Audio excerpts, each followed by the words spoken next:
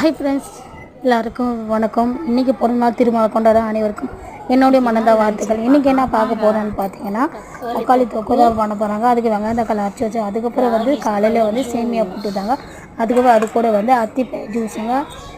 இப்போ முதல்ல நம்ம ராகி சேமியா கொஞ்சம் நேரம் நான் 5 நிமிஷம் தண்ணியில் ஊற வச்சுட்டு அதுக்கப்புறம் அரைச்சி வேக வச்சு எடுத்துட்டாங்க. அதுக்கப்புறம் நான் வெங்காயம் வதக்கிட்டு அதுக்கப்புறம் தக்காளியை போட்டு நல்லா வதக்கணும். அது கூடயே நான் உப்பு, மஞ்சள்தூள், மிளகாத்தூள் எல்லாம் போட்டு சிம்லேயே வச்சுட்டாங்க. சிம்மில் வச்சுட்டு அத்திப்பழம் நல்லா அலசி எடுத்துகிட்டு அது கூட நான் சர்க்கரை ஒரு 5 பழம் எடுத்துருக்கேங்க. அது 2 டம்ளர் ஆச்சு எங்களுக்கு.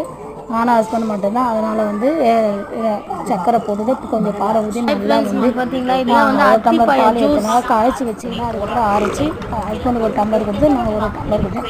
அத்திப்பழம் எப்பவுமே உடம்புக்கு ரொம்ப நல்லதுங்க. நாங்கள் உடம்புக்கு ரொம்ப நல்லது. நாங்கள் அத்திப்பழம் ஜூஸ் போட்டு குடித்தோம். நீங்கள் என்ன ஜூஸ் மறக்காமல் சொல்லுங்கள். அதுக்கப்புறம் தக்காளி தொக்கு மட்டும் போதாமல் முட்டையும் செஞ்சுட்டு அதுக்கப்புறம் ரசமும் கொஞ்சம் இன்னைக்கு